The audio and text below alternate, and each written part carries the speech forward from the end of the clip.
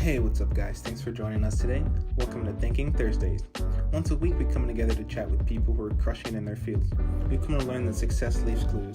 It's our duty to share these success principles with as many people as possible. Join us for a great time filled with entertainment, knowledge, motivation, mindset, and most importantly, vision. I'm your host, Simply Soph, and it's a pleasure to have you on this journey. Sit back, relax, and open your mind. Today's episode is about someone who's very dear to my heart, an innovator, a mentor, a wonderful husband and father, a market leader, as well as my co-host on this very show, Thinking Thursdays. Victor Leite is an entrepreneur, investor who owns multiple rental properties. His portfolio of rental properties includes single-family and multifamily properties. His current focus is expanding his acquisition of multifamily apartments and scaling his business into a larger operation. Finding like-minded people with a similar vision is his goal. Along with his position in real estate and teaching others, Victor is currently a practicing clinician and has spent the last 10 years practicing medicine in the Mid-Atlantic region. He enjoys the balance and challenges that both of his passions provide him. Let's take a peek at what a day in Victor's life looks like and sit with him and figure out how he became who he is. You can also find his interview on iTunes and other streaming platforms. Sit back and enjoy.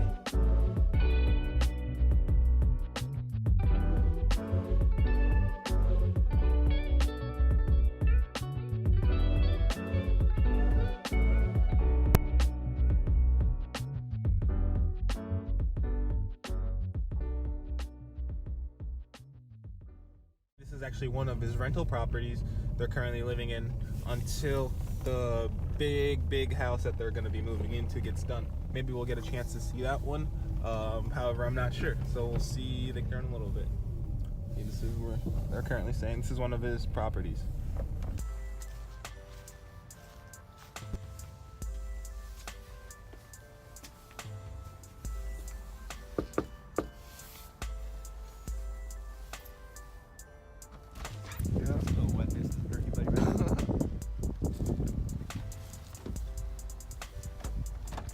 Nobody sees me in both lights. Oh, yeah. I don't know how to say that. Nobody sees me in both kind of In action in both fields. in both fields. Yeah. Nobody really gets to see me that way. And when they do, they're kind of like surprised in a way. You know, I said, okay, well, I'm just a regular person. And actually, we got 2 closing on properties I literally physically haven't even seen. Yep. I just relied and trusted my team to give me the information. And based on the information, it seemed like it was a good play. So we're just gonna get it done. Keep this wheel moving. Namaste. Good. How are you doing? I'm hanging out whenever you're ready. Okay. Jason will be right in. Thank you. You're welcome. Are you? Alright. So we get 1911 Overdrive, however you want to pronounce that. I got a 2.5-year-old who's having nightmares, and I got a 4-month-old who doesn't sleep.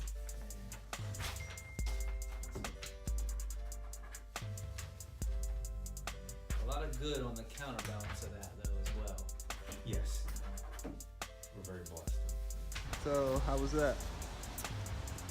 No, it was as professional and as efficient and smooth as it could be. Okay. You know, our attorneys are just understanding of the class of investment and business that we do, so they really make it a seamless process. Okay. So So once again, another part of our team that is highly needed, and they are not seen. They're behind the scenes. Exactly. But without them, How long have you guys been working together? this group of attorneys it's been over 4 years now. You know, I started with them when I was small and did one deal to now doing all these multiple deals. So, you know, the loyalty and the partnerships are there. So it's been great. Awesome. Where are we heading now? All right, so we are heading to Newport News, Virginia. We got a property that we got into contract. Our contractors are there waiting for us to do a scope of work. We usually try to get our scope of works done within 24 hours, 48 hours of accepting a deal, Okay. so that we know what we're getting ourselves into.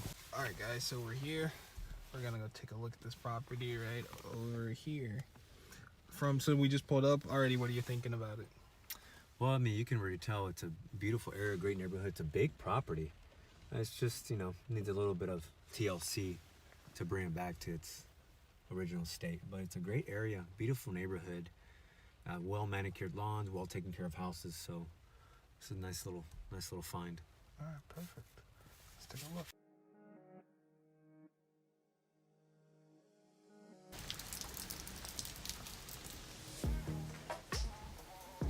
Wow.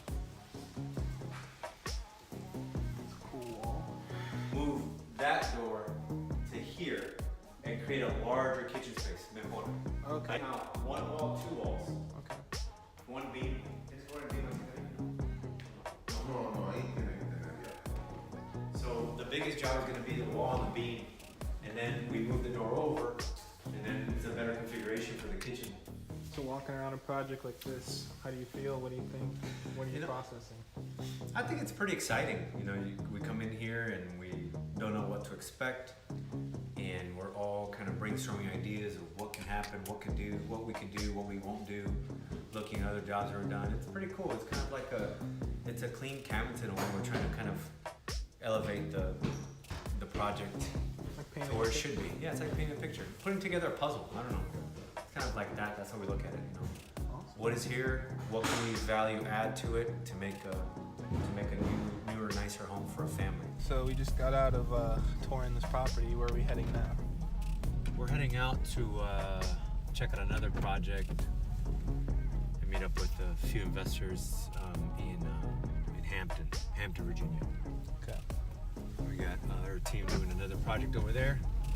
About halfway done, we're gonna walk through it, get a little bit of game planning with them.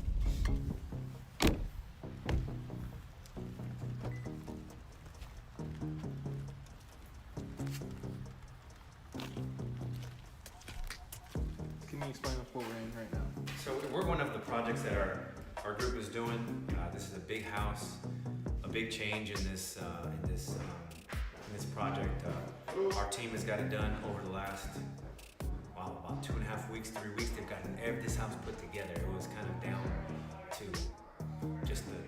down to the studs. There was no walls, and look at where we are now from where we were before. It's getting put together. It's looking like a home again, right? 100%. Yeah. Yeah. It's getting really put together. Yeah. Hey!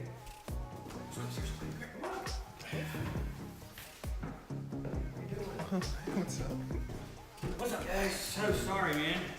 It's like dead stop traffic. Say hi. Hey. This is Everett. He's just Taking a nap? It's coming together. Yeah, it's coming together very well. So, This is, by the way, the Awesome. kitchen. Perfect. Thank you. kitchen for kitchen. It's gonna be all here. Can lights that you put in. Yeah, laundry's done. Carlos, well done. Yeah, in this short period of time, Yeah, I'm just. this is how we roll. I got a bromance for you. This is how we roll. This is how we do it. Sir, this is how it's supposed to be done, sir. And this is gonna be your master here, looking pretty darn good, dude. I mean, it's gonna be nice when look at this. How was this meeting that you just had? Oh, excellent, man. You know, guys are constant professionals, and they know what we're doing, and they know what to expect, and they know when they see something good. So I'm glad that the investors are happy, and now we kind of keep moving along. Perfect. So what do you got planned next for? We're heading over to the 2 properties that I just closed on, that we didn't see them, and we're gonna go see them. I haven't seen them yet, so we're gonna go take a look. We just closed on it about 3 hours ago. So we're gonna see where we are on that. And when we closed on this 2 hours ago, right? We closed this on 2 hours ago. Dumpsters here, demo started. That's how we wanted it to happen. That's crazy. The Yeah. for sale sign still in. For sale sign still Still out there. out The there. agent's gonna come out here. It's gonna be mouth dropped. And but that's the kind of standard we have kind of just set now. Yeah. So what just happened? Another broker that we do business with, he just sent me a text message and said he just got a drop in price on one of the properties that we're looking at, a 6-unit property, and pretty much dropped significantly. So I haven't seen it or looked at it, but it's a potential opportunity. So we're just going to put in an offer and take a look at it. First time out at this property you just closed on. Never seen it. Let's check it out.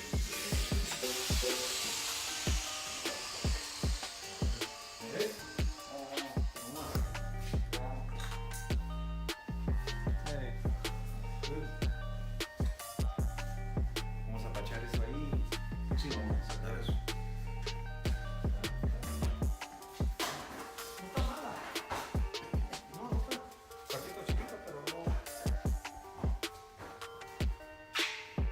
Look at this.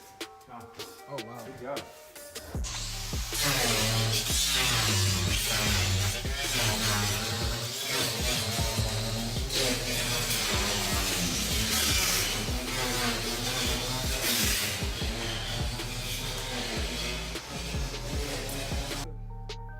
One for crossface and one for Ari.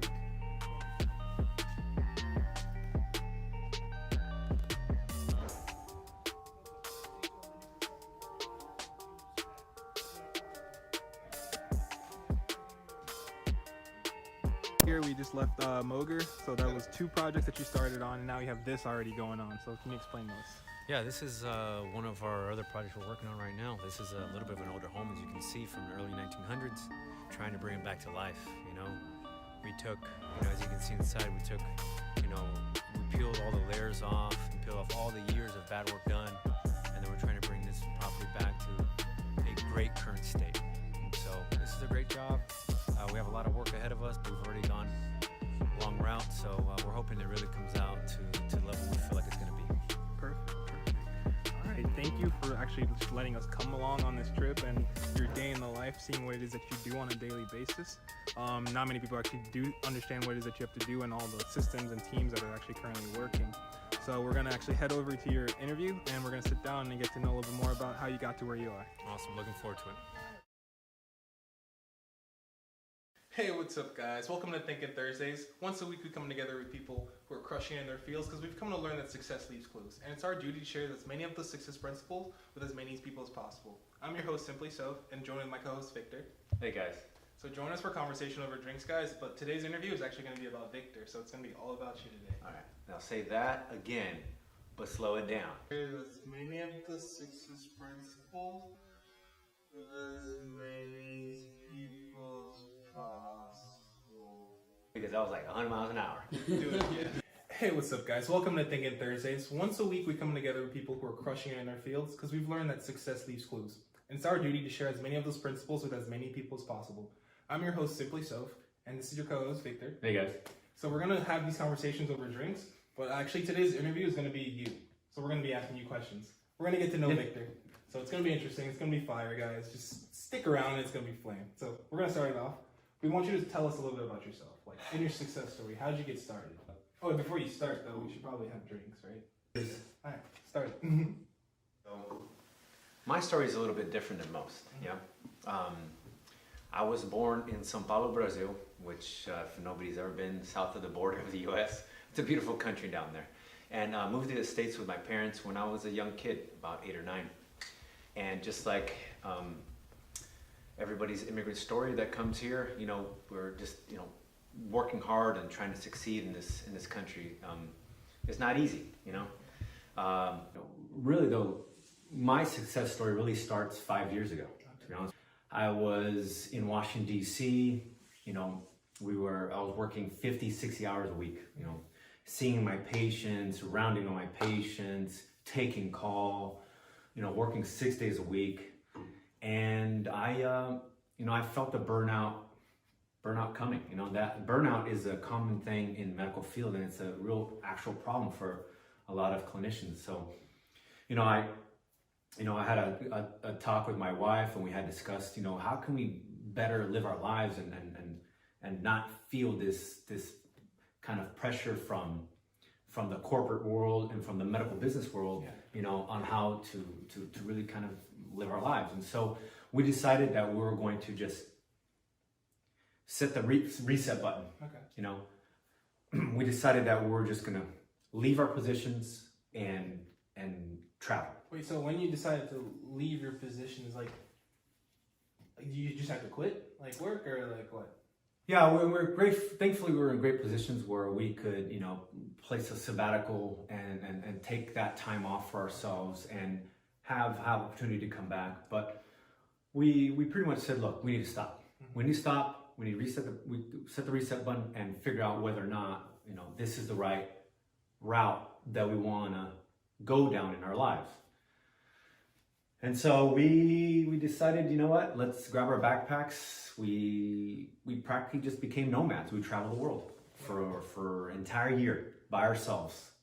That's ridiculous. And like, see, I actually want to like, I'm also going to be talking to you guys because you guys are with us. You're actually having the conversation with us.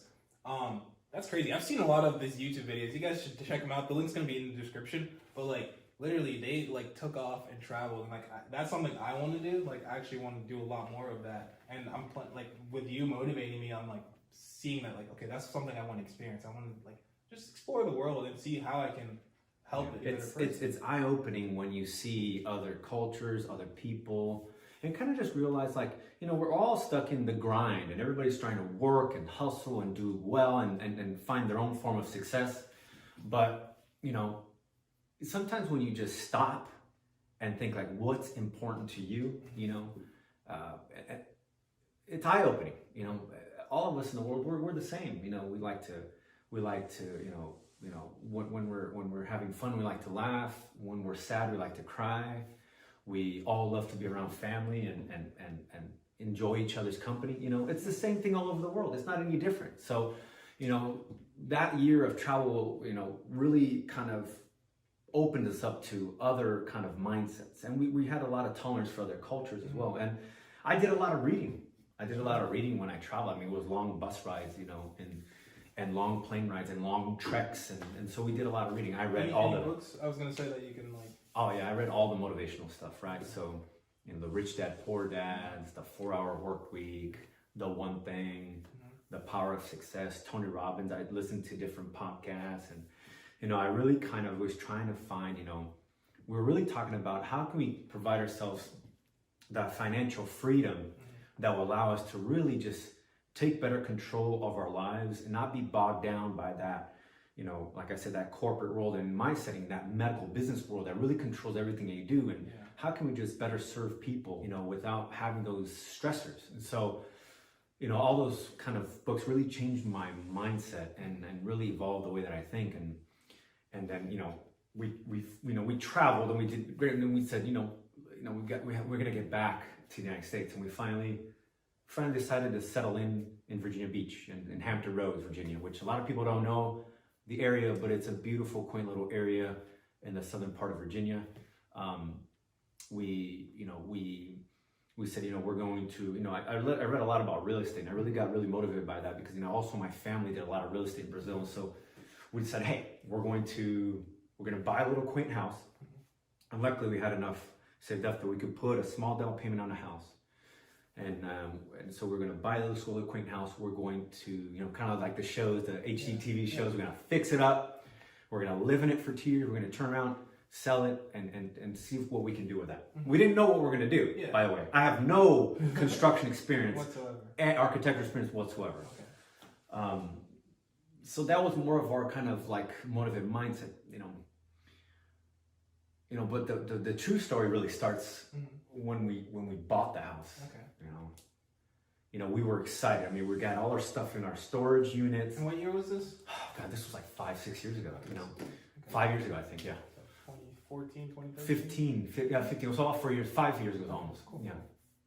And so we had, you know, when we travel for a year, you have to put your stuff in storage. So we just packed in all of our, you know, our most desired possessions in the storage and some of our stuff. And we got a truck. We drove the truck down from DC down here. We were so excited, you know, keys in hand. We show up, you know, to our new not new home, but our home that we're gonna live in and try to work. And we, you know, our faces were gleaming. We put our key in the door. We open up the door, and there's like my heart drops. You know, my heart drops. You know, the whole entire floor was just flooded. And like we're here, we're ready to move in, and it was just flooded. I mean, it was devastating for us. It was devastating. I mean, like, so when that happens, like, you call the person that sold you the house, like. No, I mean, it's our home. We bought it. We bought it as is. I mean, we bought it as is, and it wasn't damaged then. But at that time, we were the owners, and so what had happened was that overnight, you know, I think a cold front came through, and the pipes one pipe bursted in the wall, and it was probably 2 or 3 days since anybody had been in that house. So literally, it was all flooded. Oh, wow. I mean, everything was done. Even like the drywall was damaged. Everything was damaged, and so, I mean, it was devastating. It was devastating, and we didn't know what to do. And so, but you know, we kind of said, you know what, like, this is, you know, we've been through a lot, and we've been through a lot of experiences. We need to, you know, figure this out. And so we, from that experience, we contacted multiple people in the area, contractors, agents, you know, everybody that we could possibly find to help us. You know, that property turned into my first real estate investment. It turned into my first flip. Which flip means that we rehabbed that property and sold it for a profit. So right? you guys decided not to even stay in there anymore? Or? No. We luckily we you know, we went through the whole process of renovating the house after it got all damaged, and we thought like, hey, it's like, we did this pretty well. We managed this pretty well. We organized pretty well. Like, why can't we just replicate this again? I mean, it wasn't that complicated, and there wasn't anybody watching over me or trying. We organized the whole thing with our skill set, you know, and you know, from that event that we had not even expected, you know, like, you know, what's that proverb that says, you know, that, you know, rocky, bumpy roads lead to the most beautiful places, right? And so that rocky event, that devastating event, led us to where we are today. Now we own a high volume fix and flip business that has, with our investment group, has done over 100 rehab homes this year. We have a large team of investors, lawyers, agents, contractors, and we have a beast of a machine that we just keep flowing through. And you know, I never thought this would happen that way, you know. So off of like a little accident, like you guys created like sort of like a system and a machine that works, and that's fixing and replicating what you guys had as a problem before. Yeah, we now try to kind of think of that mindset of like that first time home buyer, you know, it's their biggest kind of purchase and down in their lives. And like, we remember how we were that first time and devastated. It's like, how can we provide the best possible experience, you know, for the families purchasing their home, and how we can provide them a home for the next 30, 40 years of life, you know? That's what we look at it. So, and we always are mindful of that. So yeah, that's kind of my small story in a tidbit. I mean, and that's like, the action has happened in the past 5 years. Like, I can see that. That's where like the whole, you've been investing and planning, and now you're reaping the rewards now, kind of. Right. Okay, cool. Yeah. So on that aspect, that's a lot of work to do, because I mean, just being the doctor, like, guys, being a doctor is a full-time job. So now you're a doctor, but you also do the investing. You also you're a project manager. You do what you're doing. Yeah. So like, that's tasking on someone. Like, so what motivates you to just get up in the morning and do this stuff? You know, I think, you know, practicing medicine and doing real estate has, you know, both, you know, obstacles and challenges of their own. And, you know, I think, you know, having this whole entire kind of large investment, you know, business kind of developed, we kind of realized that a lot of people, you know, rely on us, and a lot of people have barely been involved with us to help us elevate us to this point, you know. What motivates me is to make sure that, you know, we can, you know, overcome these obstacles and conquer any challenge in front of us. And every day we always have a challenge, and I'm always after conquering these challenges that I feel like we can always do if we do it together as a team. Yeah, straight up. Yeah, as a team, like, and that's something I've been learning too, especially being part of this team. Like, trying things on your own, you can try to do it. Like, you can try to work and do what you have to do on your own, but at the end of the day, once you have a team and people behind you supporting you, you can get a lot like further and stronger and like faster. Honestly, it speeds up the process. At first, it's a little bit of hard work getting everything into place, but then once you have that system going, I think things smoothen out. Yeah. Sweet.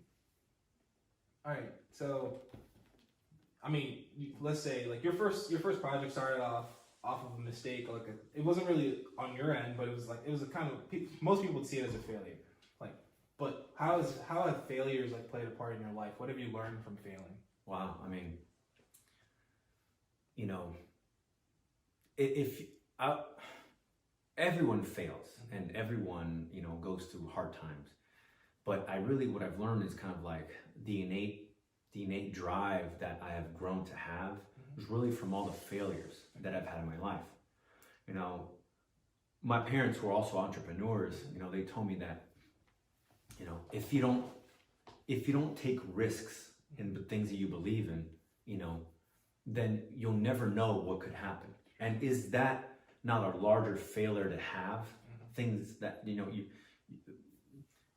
wishing that you could do something, but never going after it, And so for the obstacles and failures that we've had, we've always learned something. I never call, a bad event, technically a bad event if you learn something from it and, really avoid making the same mistakes twice.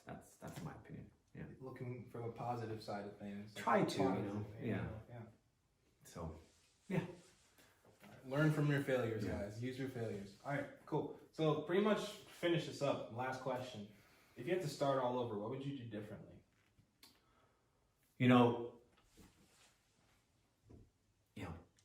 Really what, looking back at it, we were really, we were put in a situation that was devastating. But if I could really plan it all over again, I would really try to do my best to really focus on, and I talk about this often, setting the next 3 actionable steps every time you're going after that problem. I would, create a team to help us, get through the events. Network with individuals. We networked in the beginning, and I felt like we could have do just a better job in networking with individuals that could have helped us even further beyond our dreams. And really it's just, taking the action. I should have taken action even sooner. It took us setting the reboot button, stopping our hustle and grind that everybody goes through to say, hey, there's got to be another way.